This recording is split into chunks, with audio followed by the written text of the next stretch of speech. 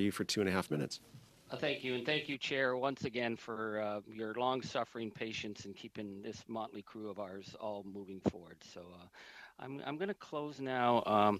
Mr. McMillan, I was reading your March 27th, 2020 letter to the Minister of Natural Resources that was CC'd to pretty much everyone in Cabinet. And it was a pretty audacious wish list of regulations and exemptions and protections and obligations you wanted to be exempt from.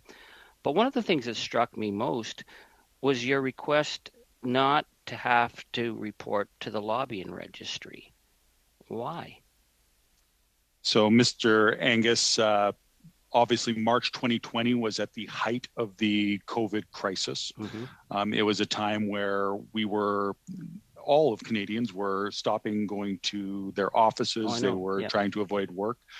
We were putting forward to governments a model that we thought would enable us to continue to produce natural gas and oil for the Canadian customers and getting it shipped out. As far as But the Lobbying Registry, the issue here is that this is a law of the nation. This isn't a regulation. This is a law. And the law was put in to ensure accountability and prevent corruption. And yet you guys wanted to be able to go off the grid on this. And I could see why. I mean, God, you clocked 3 contacts a day, 222 meetings, 220 meetings. That's staggering. Now, I get that was the first year of the pandemic, but this past year, you had 17 meetings with the Minister of Environment or his staff, 25 meetings with the Minister of Natural Resources or staff. In addition, Imperial Oil, 17 meetings, Suncor, 25 meetings, Exxon and Canada Natural Resources, 12 meetings. I'm counting about a meeting every 3 days through the year.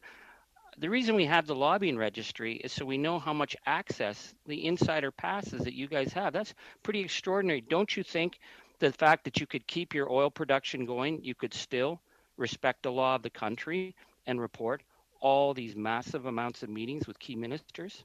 Yeah, and Mr. Angus, just for clarity again, I think that it's important that we recognize what we were looking for was some flexibility on when we report, that this was a time where people were stopping going to the office, that the workforce that would be submitting that from our side, but also receiving it from the government were probably not in their offices. And I would expect you would know that it was very difficult But you were the only guys asking that. That's what concerns me. You're the only of the industries. You had massive amount of access that I didn't see. I mean, you guys weren't doing vaccines, you weren't doing PPE, but you had, a meeting every 3 days, and yet you were the only ones asking not to have to report it. I just find that surprising.